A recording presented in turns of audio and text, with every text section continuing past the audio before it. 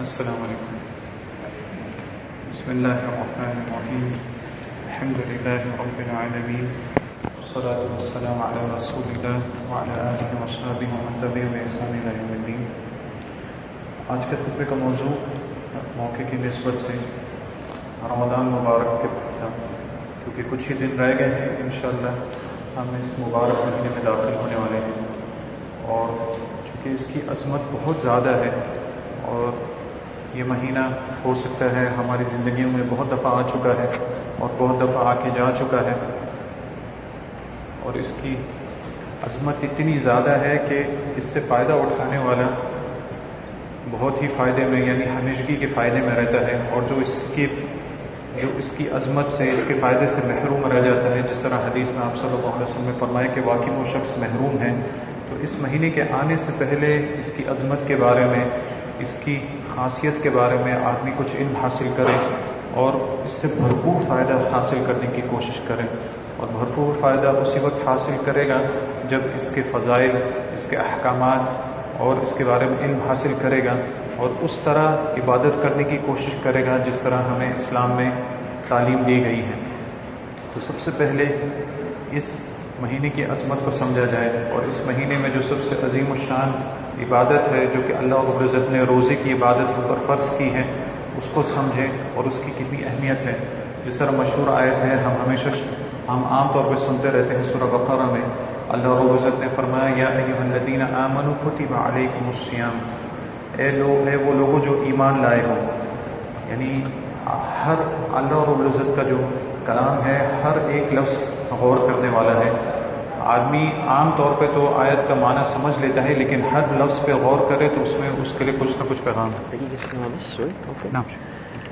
السلام عليكم. اسمحوا لي انا نسيت انبه ان صلاه العشاء والمغرب اخواني فريضه اعظم من التراويح. يعني بعض الناس يهتم في التراويح ولا يهتم بصلاه العشاء، بعضهم يبكي في الدعاء ولا يبكي في الصلاه.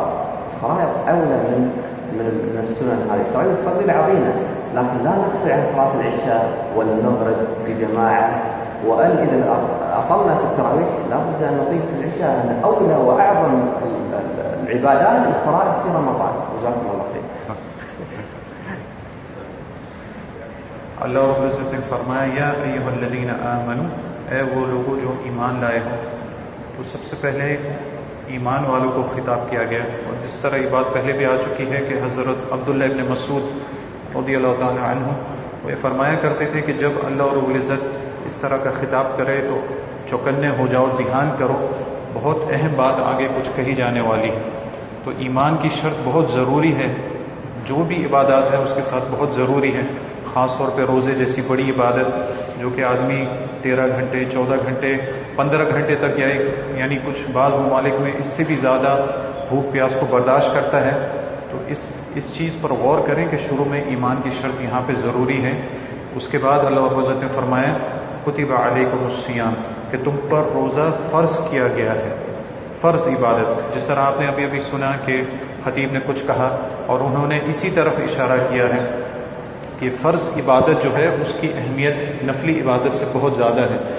وہ یہ کہنا چاہ رہے تھے کہ کچھ لوگ اس طرح ہیں کہ تراویح میں بہت زور دیتے ہیں، تہجد کی نماز کے لیے آئیں گے لیکن مغرب کی نماز میں کوتاہی کرتے ہیں. عشاء کی نماز میں ہو سکتا ہے دیر کریں نہیں کریں، لیکن تراویح میں تہجد میں کوشش کرتے ہیں ہم زیادہ کریں. نہیں، سب سے پہلا فریضہ آپ کا فرض عبادت کے ساتھ ہے، اور اس کا اجر و ثواب بھی نفلی عبادت سے کہیں زیادہ ہے. تو اپنی فرض عبادت کو صحیح اہتمام کے ساتھ کریں. صحیح اہتمام سے مطلب یہ ہے کہ اللہ رب العزت نے جس طرح حکم دیا ہے اس طرح اس کو انجام دیں، جس طرح آگے بھی اور احادیث میں آئے گا. تو اللہ رب العزت نے روزہ ہم پر فرض کیا ہے، کما کتب علی الذین من قبلکم، جس طرح تم سے پچھلے لوگوں پر فرض کیا گیا تھا. تو اس فرض کے لفظ کو سمجھیں. فرض ایسی عبادت ہے جو شخص اس کے پر وہ عبادت لازم ہو جائے، یعنی ایسا شخص جو کہ بلوغت کی عمر کو پہنچ چکا ہے اور ایسا کوئی عذر اس کے پاس نہیں ہے، یعنی وہ مریض نہیں ہے، سفر پہ نہیں ہے، اور بالکل اس کا جسم وغیرہ ٹھیک ہے اور اپنے ملک میں ہے اس کو کسی قسم کا عذر نہیں ہے تو اس کے اوپر روزہ رکھنا فرض ہے.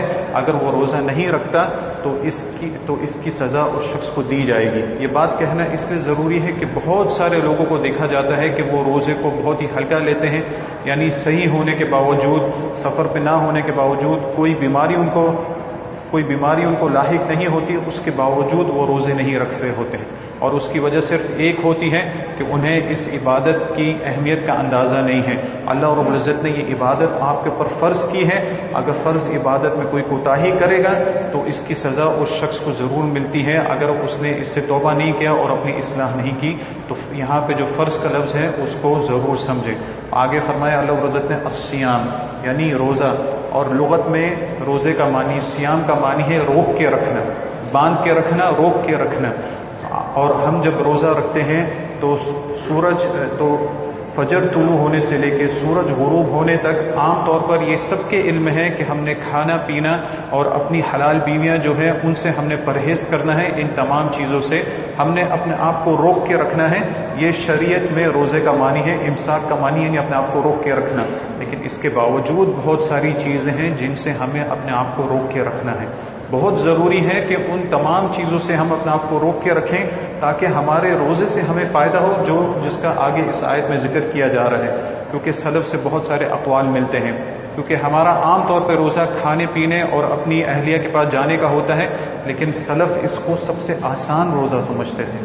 جس طرح ایک سلف کا قول منقول آتا ہے، وہ یہ فرماتے تھے ان احون الصیام ترک الطعام والشراب. سب سے آسان روزہ جو ہے وہ کھانا پینا چھوڑ دینا ہے.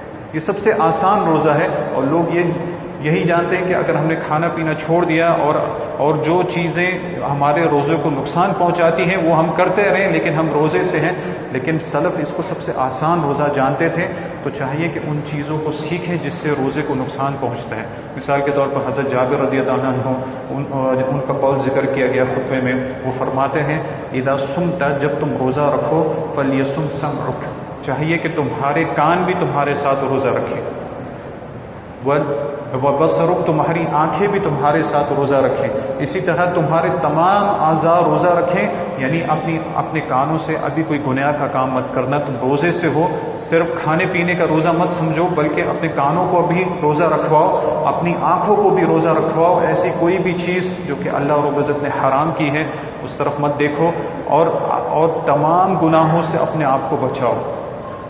جتنے بھی گناہ ہیں، عام طور پہ آدمی کتنی غلطیاں کرتا ہے، ان تمام گناہوں سے اپنے آپ کو بچاؤ.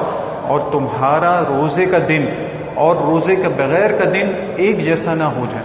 یعنی ایک آدمی روزہ رکھتا ہے اور عام دنوں میں اس کا روزہ نہیں ہوتا ہے، ایسا نہیں لگنا چاہیے کہ اس میں کوئی فرق ہی نہیں آیا. روزے ہونے کے باوجود وہ غیبت، چغلی، جھوٹ وغیرہ یہ سب کچھ اس سے ہو رہا ہے. تو اس آدمی کا روزہ اور بغیر روزے کے دن میں کوئی فرق محسوس نہیں ہوتا. اور حضرت جابر رضی اللہ عنہ مزید فرمایا کرتے تھے کہ جب تمہارا روزہ ہو تمہیں ایک وقار، ایک عزت اور ایک سکون تم میں نظر آنا چاہیے. یہ چیزیں اسی وقت حاصل ہوں گی جب آدمی صرف بھوک پیاس کا روزہ نہیں رکھے بلکہ اپنے جسم کے تمام اعضاء کا روزہ رکھا ہو اور ان تمام چیزوں سے دور رہے جن سے اسلام نے منع کیا ہے. اس لیے صیام کا معنی ہے اپنے آپ کو روک کے رکھنا. اور کھانے پینے سے ہم واقف ہیں لیکن وہ تمام چیزیں جو روزے کو نقصان پہنچاتی ہیں ان تمام چیزوں سے ہم دور رہیں. اس میں بہت ساری احادیثیں آتی ہیں. جس طرح ایک حدیث آپ صلی اللہ علیہ وسلم سے وارد آتی ہے کہ اگر کوئی شخص جھوٹی گواہی دینا یا غلط کام کرنا یا پھر اور قسم کی جہالت وغیرہ نہیں چھوڑ دیتا تو اللہ رب العزت کو اس کے ایسے روزے کی کوئی پرواہ نہیں کہ وہ اپنا کھانا پینا چھوڑ دے. یعنی صرف کھانا پینا چھوڑنا یہ روزے کا نام نہیں ہے کیونکہ اس سے روزے کا مقصد حاصل نہیں ہوتا. جس طرح خطبے کے شروع میں بتایا گیا کہ آیت کا مفہوم تو آدمی لے لیتا ہے لیکن ہر لفظ پہ اگر غور کرے تو اس میں اللہ رب العزت کی طرف سے ایک پیغام ہے. تو اللہ رب العزت نے فرمایا کہ سیام یعنی اپنے آپ کو روک کے رکھنا ان تمام چیزوں سے یہ تم پر فرض کیا گیا ہے. اور اس کا مقصد کیا ہے؟ تمہیں تکلیف پہنچانا نہیں کہ آدمی کھائے پیے نہیں، 14 گھنٹہ 15 گھنٹہ کچھ نہیں کھاتا اور بہت ساری چیزوں سے دور رہتا ہے.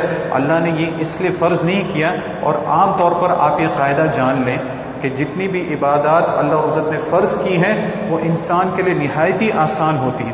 ان میں مشقت نہیں ہوتی، وہ آسان ہوتی ہیں، اور ان میں دنیاوی اور اخروی فائدے بہت زیادہ ہوتے ہیں، بشرط یہ کہ آدمی ان کا علم حاصل کرے۔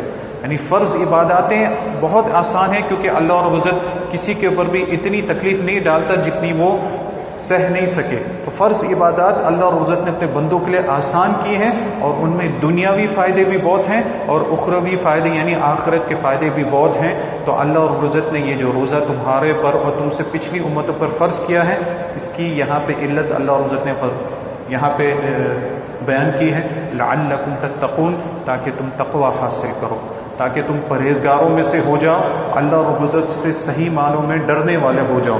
کیونکہ افسوس بہت ہی افسوس کی بات ہے کہ جب بھی رمضان آتا ہے، اگر کسی سے پوچھا جائے کہ رمضان کس چیز کا مہینہ ہے، تو عام طور پہ لوگوں کے ذہن میں یہی بات ہوتی ہے کہ مختلف قسم کے پکوانوں کا مہینہ ہے، یعنی ایسی چیزیں جو سارے سال میں نہیں پکیں گی وہ اس مہینے میں پکیں گی، ہم اس مہینے میں کھائیں گے، یعنی یہ کھانے پینے کا مہینہ ہو گیا۔ اور ایسے کپڑے، ایسی چیزیں جو ہم پورے سال نہیں خریدتے، وہ ہم اس مہینے میں رہیں گے اور ہمارا وقت وہیں پہ جائے گا۔ لیکن عام طور پر مشکل سے کسی سے یہ جواب ملے گا کہ یہ مہینہ تقویٰ کا مہینہ ہے، پرہیزگاری کا مہینہ ہے۔ اللہ رب العزت نے یہ اتنا بابرکت مہینہ ہمیں اس لیے دیا ہے، روزہ فرض ہم پر لازم اس لیے کیا ہے تاکہ ہم میں تقویٰ آ جائے، اور یہ تقویٰ جو ہم ایک مہینہ دکھاتے ہیں یہ پوری زندگی ہمارے ساتھ رہ سکے۔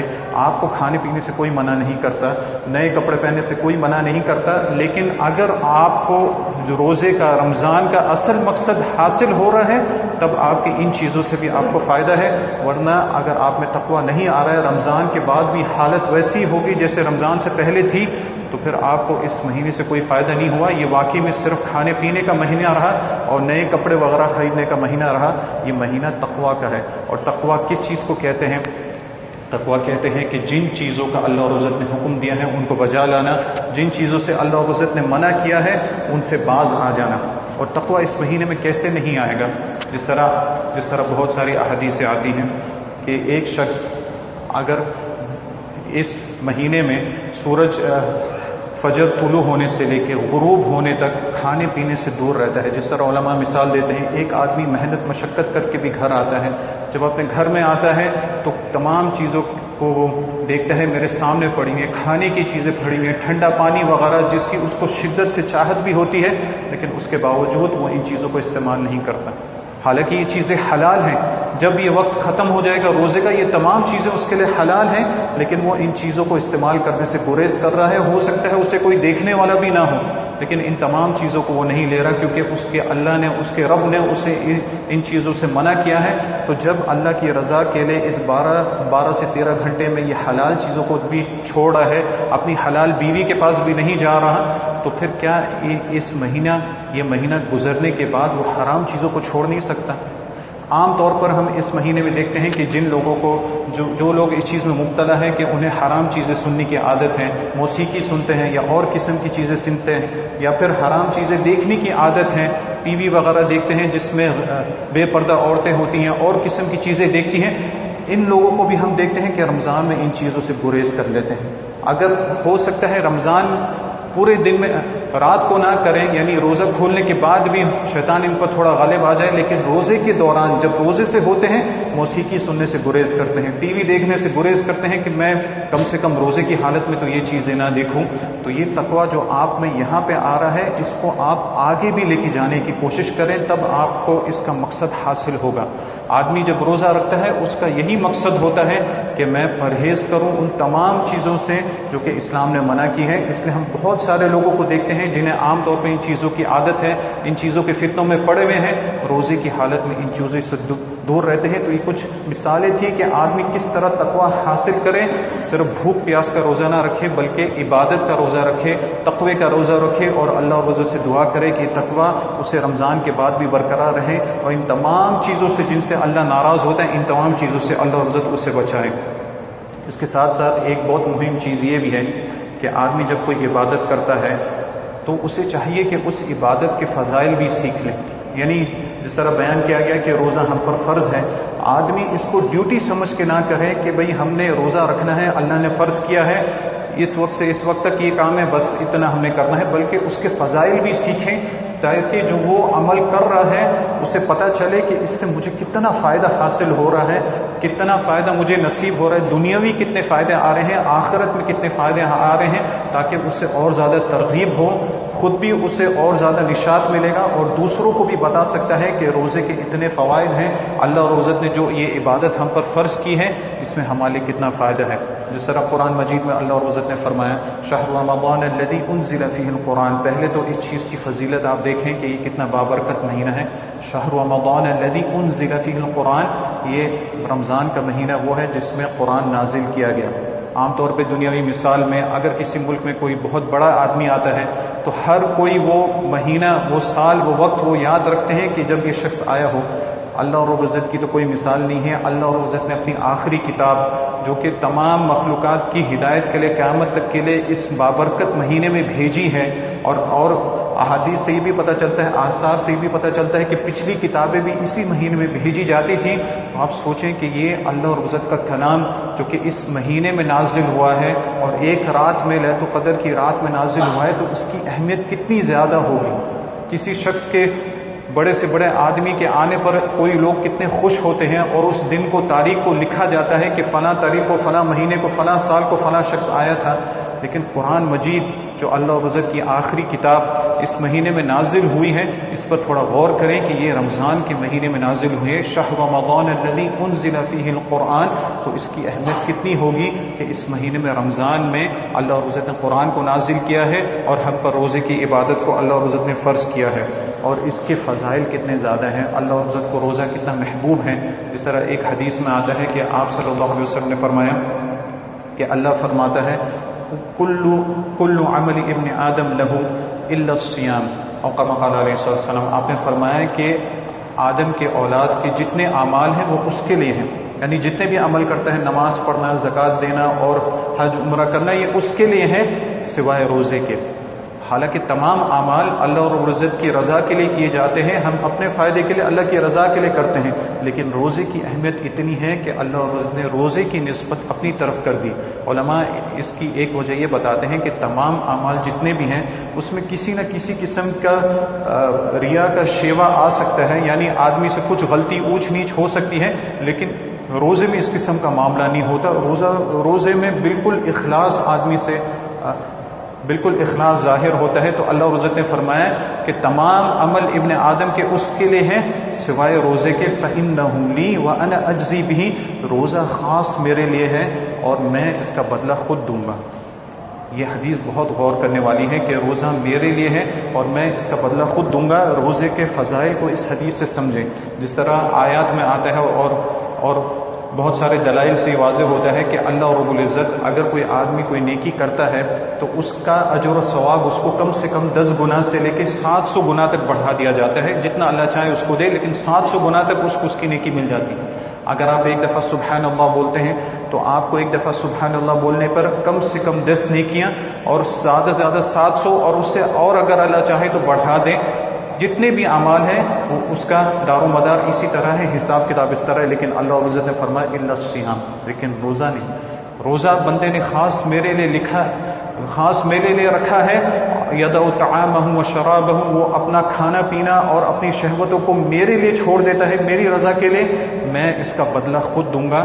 تو یہ کسی کو نہیں پتہ کہ روزے کا اجر و ثواب کتنا ہے، کتنی بڑی فضیلت ہے۔ تو ہم جب روزہ رکھیں تو ہم خوش ہو جائیں، اس حدیث کو اپنے ذہن میں لے کے آئیں کہ اللہ رب العزت اس کا اجر و ثواب ہمیں خود دے رہا ہے۔ اس کا کتنا ثواب ہے اللہ رب العزت نے اپنے فرشتوں کو بھی نہیں بتایا، کیونکہ فرشتوں کو حکم ہے 10 سے لے کے 700 تک، لیکن روزے کے بارے میں، اس کے بارے میں نہیں بتایا۔ اس طرح اور بہت ساری فضیلتیں ہیں۔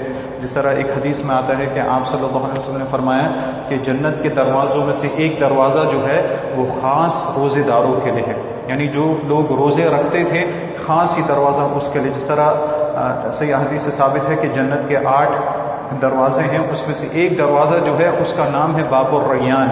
ریان کہتے ہیں کہ آدمی پی کے بالکل سیر ہو جائے، اس کے بعد اس کو پیاس نہ لگے۔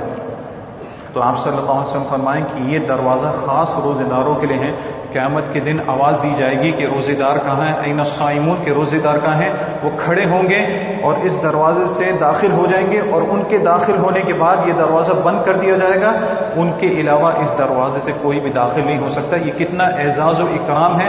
تو اس حدیث کو بھی اپنے ذہن میں رکھیں کہ قیامت کے دن کتنی عزت افزائی دی جائے گی کہ روزے دار کہاں ہیں جنہوں نے اللہ کی رضا کے لیے روزہ رکھا تھا.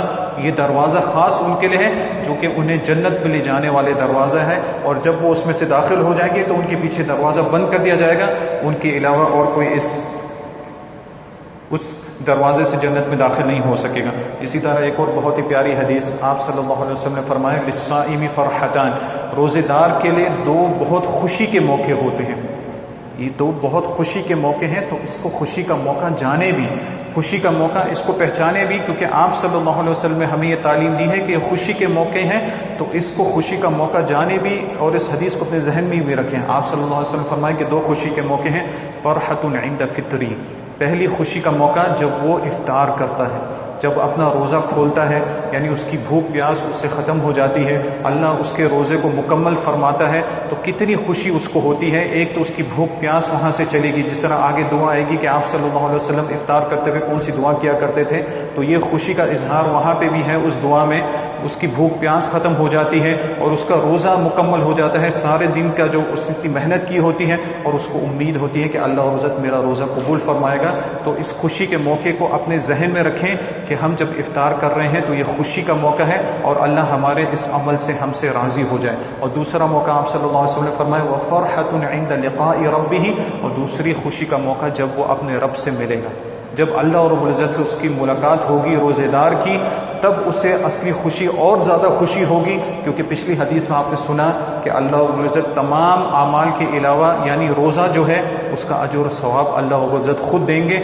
تو جب یہ روزے کا ثواب دیکھ لے گا قیامت میں کہ کتنا ملا ہے، تو یہ دوسری خوشی کا موقع اس کے لیے ہوگا. تو یہ تمام حدیثیں اس کی فضیلت کے لیے یاد رکھنا، روزہ رکھنا حالانکہ فرض عبادت ہے، آدمی ڈیوٹی سمجھ کے نہ کرے، ہمارے پر لازم ہے، لیکن اس کی فضیلت بھی یاد رکھے کیونکہ اللہ اور عزت نے فرض عبادت میں اجر و ثواب ہمارے بہت زیادہ رکھا ہوا ہے. اور نفلی عبادت کو ترجیح دے کے فرض کو ترک کر دینا یہ ایک بے وقوفی کی علامت ہے.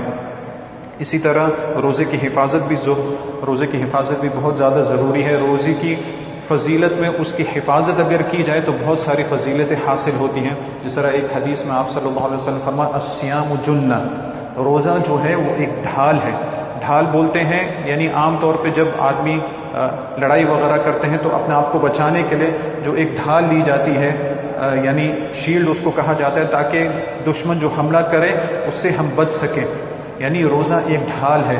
تو اس میں بہت سارے معنی آ سکتے ہیں. آپ صلی اللہ علیہ وسلم کی احادیث جو ہیں ان کے بہت سارے معنی آ سکتے ہیں. اس میں ایک معنی علماء نے یہ کیا ہے کہ یہ آپ کی ڈھال ہے، اور آپ کی ڈھال جو ہے آپ کو مختلف قسم کی مصیبتوں سے، مختلف قسم کی گناہوں سے بچاتی ہے. یعنی روزہ آپ کو مختلف قسم کے گناہوں سے بچاتا ہے. کیونکہ جس طرح شروع میں ذکر کیا گیا، عام طور پہ آدمی رمضان کے علاوہ جن گناہوں میں پڑ جاتا ہے ان کو ہلکا سمجھتا ہے، رمضان میں بھی ان سے گریز کرتا ہے کیونکہ وہ روزے سے ہوتا ہے. لیکن ہمارے لیے ضروری یہ ہے کہ اپنی ڈھال کو مضبوط کریں. یعنی اگر آپ کی ڈھال مضبوط ہوگی تو جو حملہ آپ پر ہو رہا ہے اس سے آپ بچیں گے بھی. یعنی روزہ رکھنے کے بعد آپ کا روزہ مضبوط ہونا چاہیے، آپ کی ڈھال مضبوط ہونی چاہیے تاکہ اس ڈھال کو توڑ کے کوئی چیز آپ تک نہ آ سکے. لیکن اگر صرف بھوک پیاس کا روزہ ہے، تقوی کا روزہ نہیں ہے، تو انسان کی ڈھال اتنی مضبوط نہیں ہے. آپ صلی اللہ علیہ وسلم نے فرمایا الصیام جنہ، روزہ ایک ڈھال ہے. اذا کان یکون یوم صوم احدکم، اگر تم میں سے کسی کا روزے کا دن ہو، فلا یرفث ولا یصخب، یہ آپ صلی اللہ علیہ وسلم ہمیں تعلیم دے رہے ہیں کہ اپنی ڈھال کو مضبوط کس طرح کیا جائے، اپنے روزے کو مضبوط کس طرح کی جائے. کھانا پینا تو سب کو معلوم ہے، لیکن ان چیزوں کے بارے میں تعلیم بھی بہت ضروری ہے. آپ نے فرمایا فلا یرفث، کسی قسم کی بیہودہ بات نہ کریں، کسی قسم کی بیہودہ بات، گندی باتیں نہ کریں. اور افسوس کے ساتھ عام طور پر نوجوانوں کی مجلسیں جو ہوتی ہیں ان میں عام طور پر یہ باتیں زیادہ ہوتی ہیں، بیہودہ باتیں. تو انہیں چاہیے کہ روزے میں کم سے کم ان چیزوں سے پرہیز کریں اور اللہ سے دعا کریں کہ روزے کے بعد بھی ان چیزوں سے انہیں بچائیں. یعنی بیہودہ قسم کی باتیں نہ کریں، آپس میں نہ کسی اور سے کریں. ولا یسخب، اور آپس میں چیخ و پکار نہ کریں. یعنی انسانوں کی طرح انسانوں کی طرح آپس میں بات چیت کریں، چیخو پکار نہ کریں، حتیٰ کہ فَإِن صَابَهُ أَحَدٌ أَوْ قَاتَلَهُ أَوْ كَمَا قَالَ عِيسیٰ علیہ السلام، آپ نے فرمایا کہ اگر یہ تو نہیں کر رہا ہے لیکن سامنے والا کوئی شخص اس کے ساتھ جہالت کر رہا ہے، اسے گالی دے رہا ہے یا اس کے ساتھ جھگڑا کرنا چاہتا ہے، تو آپ صلی اللہ علیہ وسلم نے فرمایا کہ یہ اس طرح نہ کرے، اپنی ڈھال کو مضبوط کرے. یعنی اس کو اپنے آپ کو بچانے کا حکم دیا گیا ہے، روزے کے ذریعے حملہ کرنے کا نہیں. اپنی ڈھال کو مضبوط کرے. اگر دوسرا شخص آگے سے اسے گالی دے رہا ہے یا اس سے لڑنا چاہتا ہے تو یہ اپنے آپ کو یاد دلائے، انی امرؤ صائم، میں روزے سے ہوں، اپنے آپ کو یاد دلائے اور اس جیسا معاملہ اس کے ساتھ نہ کرے. یہ بہت ضروری ہے اپنی ڈھال کو مضبوط کرنا، کیونکہ عام طور پر آدمی بھوکا ہوتا ہے، کبھی کبھی کام کرنے کی وجہ سے تھک بھی جاتا ہے. تو آپ صلی اللہ علیہ وسلم نے ہمیں اور زیادہ ترغیب دلائی کہ ہو سکتا ہے کہ آدمی تنگ آ جائے، ایسے کام کرنے لگے، لیکن اس حدیث کو یاد کرے، بےہودگی کی باتیں نہ کرے، جہالت کی باتیں نہ کرے. اگر سامنے والا بھی اس کے ساتھ جہالت کرے اور اسے بھی غصہ آ جائے، لیکن یاد کرے کہ میں روزے سے ہوں اور میں نے اپنے روزے کی حفاظت کرنی ہے. جب وہ اپنی ڈھال کی حفاظت کرے گا تو روزہ اس کی حفاظت کرے گا، وہ ایسی تمام چیزوں سے اللہ رب العزت اسے محفوظ رکھے گا. اسی طرح ہمیں یہ چاہیے کہ روزے کی حالت میں یہ سیکھیں کہ کون سی عبادات اللہ رب العزت کو سب سے زیادہ پسند ہے، اور اس مہینے میں ان عبادات کی عادت ڈالیں. اور تقویٰ جس طرح شروع میں ذکر کیا گیا کہ ان مہینوں میں اس مبارک مہینے میں جو عبادت ہم کرتے ہیں اسے اپنے ساتھ آگے بھی لے کے جائیں، یعنی تھوڑا تھوڑا ان چیزوں کی عادت ڈالیں. جس طرح اس مہینے میں ایک بہت ہی بڑی عبادت وہ ہے قرآن کی تلاوت. جس طرح آپ نے سنا کہ اس مہینے میں خاص طور پر اس مہینے میں اللہ رب العزت نے قرآن کو نازل فرمایا، تو اس مہینے میں ایک بہت عظیم الشان عبادت وہ قرآن مجید کی تلاوت ہے. اور صرف تلاوت نہیں بلکہ اس کو تھوڑا سمجھ کے پڑھنا بہت ضروری ہے کہ قرآن مجید میں ہمارے لیے کیا پیغام ہے. جس طرح خطیب نے فرمایا کہ جب آپ رمضان میں نماز میں امام کے ساتھ ہوں تب کوشش کریں کہ خشوع کے ساتھ، دھیان کے ساتھ نماز میں شامل ہوں، اس کو سمجھنے کی کوشش کریں. اور خشوع کا مطلب یہ نہیں ہے جس طرح خطیب نے فرمایا کہ لوگ کوشش کرتے ہیں کہ ہم تراویح کی نماز میں ہم روئیں، خشوع ہمارا ظاہر ہو. خشوع آدمی کے دل میں ہوتا ہے اور اس کی آنکھوں سے آنسو نکلتے ہیں، لیکن آواز نہیں نکلتی ساتھ میں. اگر اس کی آواز نکل جائے تو یہ اس کو ریاکاری کی طرف لے کے جا سکتا ہے. اس کو چاہیے کہ قرآن پر غور کرے، اس کا دل بھی نرم ہو، آنکھوں سے آنسو بھی نکلے لیکن کوئی اس کو دیکھے نہیں، اور اس کے رونے کی آواز اس کے ساتھ والے تک نہ پہنچے تاکہ اس سے کوئی بھی ریاکاری ظاہر نہ ہو. تو اس پر غور کرنا بہت ضروری ہے. اور احادیث میں آتا ہے کہ آپ صلی اللہ علیہ وسلم رمضان کا مہینہ جب ہوتا ہے تو ہر رات جبریل علیہ السلام آپ کے پاس آتے ہیں، وَيُدَارِسُونَهُ القرآن، اور آپ کے ساتھ قرآن کا درس و تدریس یعنی قرآن پڑھانا ہوتا تھا. یعنی آپ صلی اللہ علیہ وسلم پڑھتے جبریل سنتے اور جبریل پڑھتے آپ صلی اللہ علیہ وسلم سنتے، اور یہ معاملہ آپ کا ہر رات قرآن مجید کے ساتھ ہوتا. حتیٰ کہ جب آخری رمضان تھا تو آپ صلی اللہ علیہ وسلم کے ساتھ 2 دفعہ یہ معاملہ جبریل علیہ السلام نے کیا، یعنی 2 دفعہ مکمل قرآن آپ کے ساتھ پڑھانے کا معاملہ ہوا. اور یہاں پہ ایک بات بہت غور کرنے والی ہے. آپ دیکھتے ہیں کہ قرآن مجید نازل بھی رات کو ہوا اور جبریل علیہ السلام بھی رات کو آپ صلی اللہ علیہ وسلم کے پاس آتے، اور ہمیں عام طور پہ قیام اللیل اور یہ ان سب چیزوں کی ترغیب رات کے وقت میں دیا گیا ہے. تو اپنی زندگی میں، صرف رمضان میں نہیں، اپنی زندگی میں رات میں ایک وقت ضرور رکھیں قرآن کو دینے کے لیے. بھلے ہی فجر سے پہلے آدھا گھنٹہ، یا اور اگر توفیق اللہ عز نے کسی کو دی ہے فجر سے پہلے 1 گھنٹہ اپنی زندگی میں رات کو خاص طور پر، کیونکہ آدمی جب رات کو اٹھتا ہے تو جس طرح سورہ مزمل میں آتا ہے اِنَّ نَاشِيَةَ اللَّيْلِ هِيَ أَشَدُّ وَطْئًا وَأَقْوَمُ قِيلًا. رات کو اٹھنا یہ نفس کو بہت زیادہ کچلنے کے اور دعا و مناجات کا بہت ہی بہترین وقت ہے. تو آپ رمضان میں بھی دیکھتے ہیں کہ جبریل علیہ السلام کے ساتھ جو قرآن کا دور ہوتا تھا وہ رات کے وقت ہوتا تھا، کیونکہ رات کو آدمی اگر اپنی تھوڑی نیند پوری کرے اس کے بعد قرآن مجید کا دور کرے تو اس کا دھیان، اس کا دل بہت زیادہ حاضر ہوتا ہے، اور جتنا اثر اس کو دن کے وقت نہیں ہو سکتا، اسے چاہیے کہ دن کے وقت بھی دے، قرآن مجید کو ٹائم دے، لیکن رات کو خاص طور پر ٹائم دے. جس طرح رمضان کی راتوں میں آپ دیکھ رہے ہیں، اور رمضان جب گزر جائے تب بھی اپنی زندگی میں کچھ وقت قرآن مجید کی تلاوت کی رکھیں، قرآن کو غور سے پڑھیں، اس کو سمجھ کے پڑھیں، عربی میں پڑھیں، اور اس کے بعد جتنا آپ نے پڑھا ہے اس کا معنی سمجھنے کے لیے کوشش کریں. تو یہ آپ صلی اللہ علیہ وسلم کی سنت ہے رمضان کے مہینے میں خاص طور پہ قرآن کے ساتھ. اسی طرح ایک اور بہت بہت ہی بہترین عبادت یہ ہے رمضان میں افطار کروانا دوسروں کو. یعنی بہت ساری عبادات ہیں لیکن کچھ ایسی عبادات ہیں جن کے فضائل زیادہ دیے گئے ہیں تو ان پر دھیان کرنا زیادہ ضروری ہے. آپ صلی اللہ علیہ وسلم نے فرمایا من فطر صائما فلہ مثل اجری او کما قال علیہ الصلوۃ والسلام. جو کسی شخص کو افطار کرواتا ہے تو اسے اس روزے دار کے برابر اجر و ثواب دیا جاتا ہے، لیکن جس شخص نے روزہ رکھا ہے اس کے اجر و ثواب میں سے کم نہیں کیا جاتا ہے. اس کے روزے کا جتنا ثواب اس افطار کرنے والے کو بھی دیا جاتا ہے لیکن اس کے اجر و ثواب میں سے کم نہیں کیا جاتا. تو اس چیز کا بھی دھیان رکھیں. لیکن افطار اتنا کریں کہ آدمی کو آگے عبادت کے لیے طاقت ملے. یعنی افطار اس طرح کریں کہ آدمی کو آگے عبادت کے لیے طاقت ملے.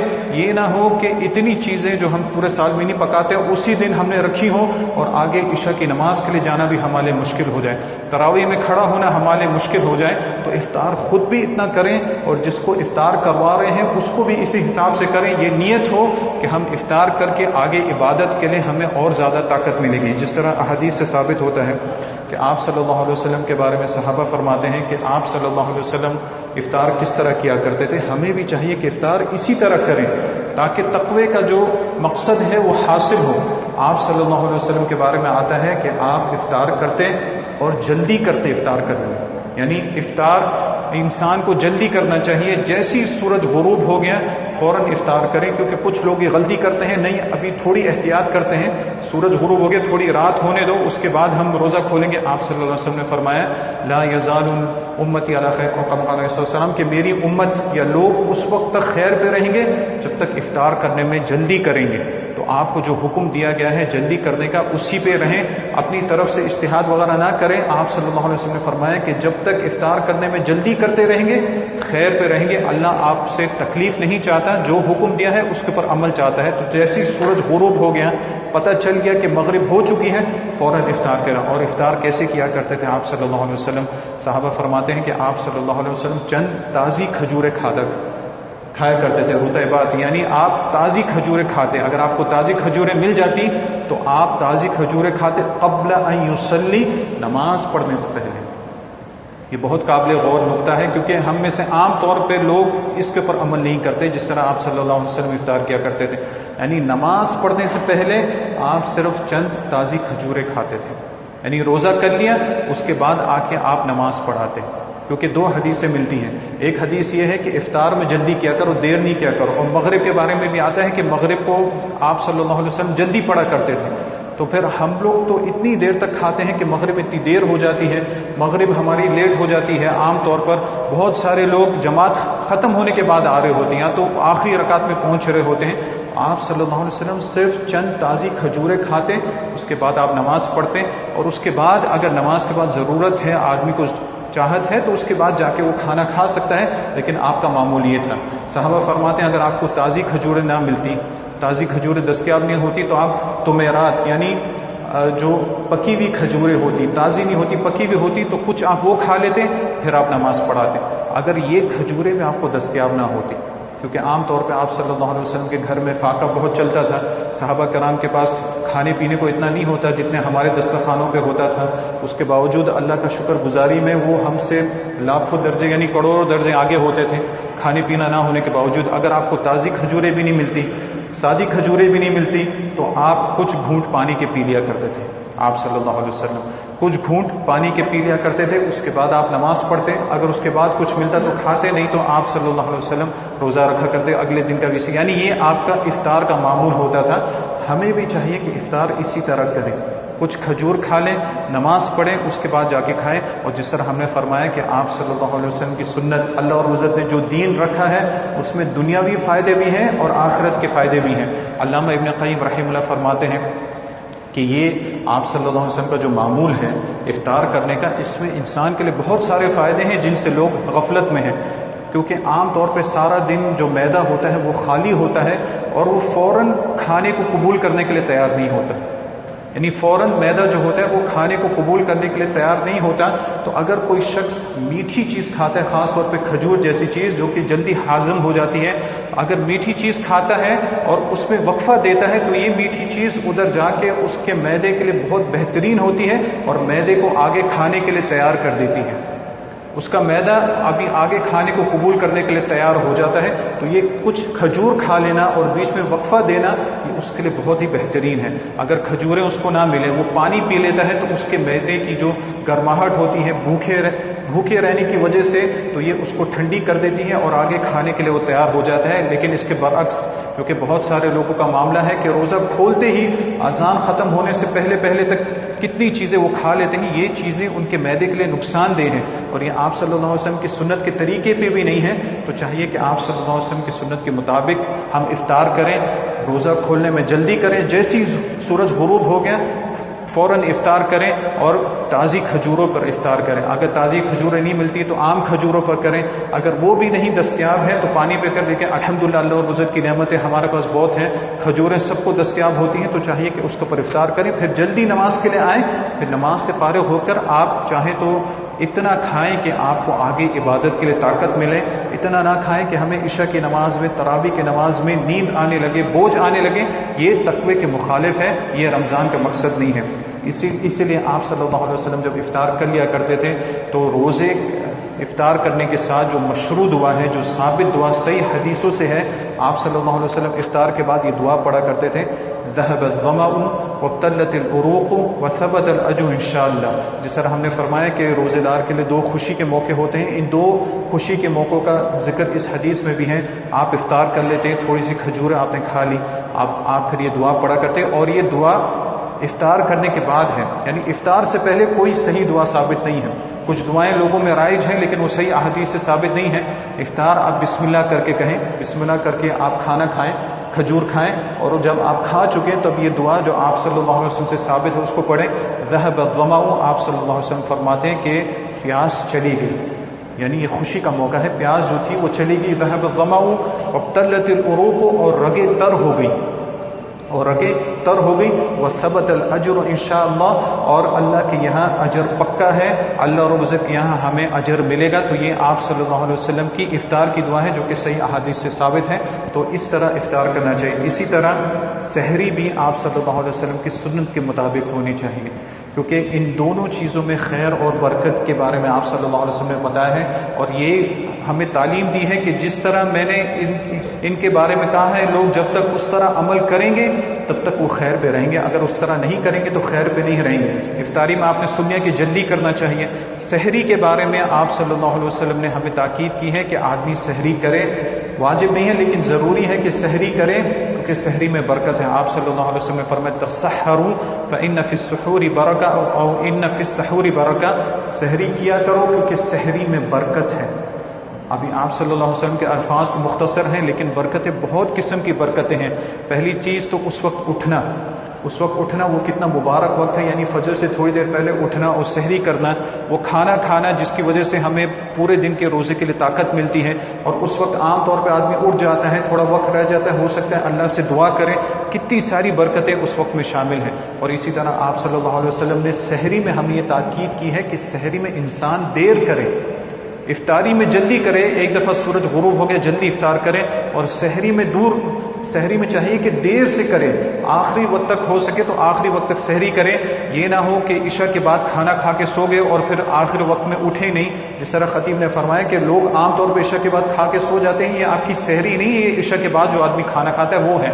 اسے چاہیے کہ سحری کے لیے آخری وقت میں اٹھنے کی کوشش کرے، یہ برکت کا وقت ہے۔ اور دوسری احادیث سے یہ بھی ثابت ہوتا ہے کہ آپ صلی اللہ علیہ وسلم نے فرمایا کہ اللہ اور اس کے فرشتے سحری کرنے والوں پر درود بھیجتے ہیں، یعنی ان کے لیے فرشتے استغفار کرتے ہیں، اللہ اور عزت ان پر اپنی رحمت نازل فرماتا ہے۔ تو سحری کو لازم کریں، سحری کو نہ چھوڑا کریں، کیونکہ آپ صلی اللہ علیہ وسلم کی سنت ہے، اور اس میں آخری وقت تک آدمی کو چاہیے کہ کوشش کرے۔ اور یہاں پہ ایک بہت ہی ضروری چیز، کیونکہ عام طور پہ لوگوں کی عادت یہ ہوتی ہے، وہ یہ سوچتے ہیں کہ ہم نے کھانا تو کھا لیا لیکن فجر کی نماز کے بعد انہیں یاد آتا ہے کہ ہم نے نیت نہیں کی، تو نیت ان کے ذہن میں یہ ہوتا ہے ہم نے کچھ الفاظ بولنے ہیں، ایسے کوئی الفاظ آپ صلی اللہ علیہ وسلم سے ثابت نہیں ہے۔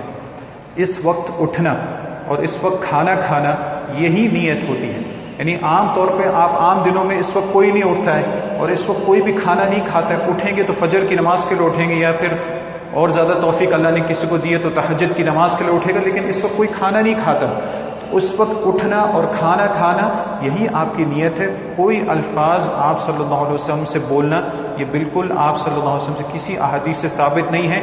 آپ نے کھانا کھا لیا اس وقت اٹھ کے، یہی آپ کی نیت ہے تو یہی اس میں شامل ہوتا ہے۔ ایسے کوئی الفاظ نہ بولیں جو کہ آپ صلی اللہ علیہ وسلم سے ثابت نہیں ہے، کیونکہ ایسی کوئی چیز دین میں لانا جو آپ سے ثابت نہیں ہے یہ آپ کی عبادت کو خراب کر سکتا ہے یا یہ عبادت کو بگاڑ سکتا ہے، تو ان چیزوں سے پرہیز کریں۔ اسی طرح ایک چیز یہ بھی بہت ضروری ہے کہ آدمی جب اس مہینے میں دعا کو بہت زیادہ ترجیح دے، یہ خاص طور پہ دعا کا مہینہ ہے۔ جس طرح عام طور پہ ہم سنتے رہتے ہیں کہ اللہ رب العزت نے اس مہینے کی جو آیت نازل کی، اس کے بعد اللہ رب العزت نے بیچ میں دعا کی آیت ہے کہ اس مہینے میں خاص طور پر دعا کا اہتمام کی طرف اشارہ ہے کہ آدمی بہت زیادہ اللہ رب العزت سے دعا کرے، اور اگر کسی اور کے یہاں پہ جاتا ہے روزہ افطار کرتا ہے ان کے لیے بھی دعا کرے۔ آپ صلی اللہ علیہ وسلم کو اگر کہیں پہ دعوت دی جاتی تو آپ دعوت کو قبول کرتے ہیں۔ اگر آپ کو کوئی روزے کی دعوت دے اور آپ کو پتہ ہے کہ وہاں پہ کوئی غیر شرعی کام نہیں ہے، کوئی ایسا محظور نہیں ہے، تو آپ کو چاہیے کہ ان کی دعوت کو قبول کریں، دعوت میں جائیں، وہاں پہ روزہ افطار کریں اور ان کے لیے بھی دعا کریں، اپنے لیے بھی دعا کریں۔ آپ صلی اللہ علیہ وسلم کی ایک دعا جو آتی ہے، اگر آپ کو کوئی دعوت دیتا، آپ وہاں پہ افطار کرتے، پھر آپ ان گھر والوں کے لیے دعا کرتے، افطر عندکم الصائمون واکل طعامکم الابرار وصلت علیکم الملائکہ، آپ ان کے لیے دعا کرتے افطر عندکم الصائمون، تمہارے یہاں روزے دار افطار کریں، یعنی اللہ تمہیں اور توفیق دے کہ روزے دار تمہارے یہاں پہ افطار کریں۔ وَأَكَلَ طَعَامُكُمُ الْأَبْرَارُ، اور تمہارا کھانا نیک لوگ کھائیں تاکہ وہ اور نیک عمل کریں، اس کا اجر و ثواب تمہیں بھی پہنچے۔ وَصَلَّتْ عَلَيْكُمُ الْمَلَائِكَةُ، اور فرشتے تمہارے اوپر درود و سلام بھیجیں، فرشتے تمہارے لیے استغفار کریں۔ تو آپ صلی اللہ علیہ وسلم یہ دعا کیا کرتے تھے۔ تو ان تمام چیزوں کو اپنے ذہن میں رکھیں، اور جس طرح خطیب نے کہا کہ اپنا ایک برنامج بنائیں، اپنے ذہن میں ایک بات رکھیں کہ میں نے رمضان میں کس طرح عبادت کرنی ہے، کتنا قرآن کی تلاوت میں کر سکتا ہوں، میرا جو کام ہے وظیفہ ہے وہ ضروری ہے اس کو سر انجام دینا، وہ بھی صحیح میں کروں گا، اس کا بھی اجر و ثواب جب مجھے ملے گا۔ اس سے فارغ ہونے کے بعد مجھے رمضان میں جتنا وقت مل رہا ہے اس کو میں بھرپور صحیح معنوں میں عبادت میں رکھوں، اور یاد رکھیں کہ تمام عبادت جو ہے وہ آپ کو تقوی کی طرف لے کے جائے۔ صرف کھانے پینے کا روزہ نہ ہو، تمام اپنے اعضاء کا روزہ ہو، تمام بری چیزوں سے آدمی بچے، تاکہ روزے کا یہ جو اصل فائدہ ہے اس کو رمضان کے بعد بھی حاصل ہو، اور ہماری رمضان کے بعد کی اور رمضان سے پہلے کی حالت یکساں نہ ہو، بلکہ اللہ رب العزت ہمیں متقین میں شامل کر دے۔ اللہ رب العزت سے دعا ہے ہمیں صحیح سالت، ہمیں عافیت میں اس مہینے تک پہنچا دے، اور اس مہینے میں کثرت سے اپنی عبادت کی توفیق عطا فرمائے، اور ہم تمام لوگوں سے تمام عبادات کو قبول فرمائے، اور ہمیں رمضان کے بعد متقین میں شامل فرما دے۔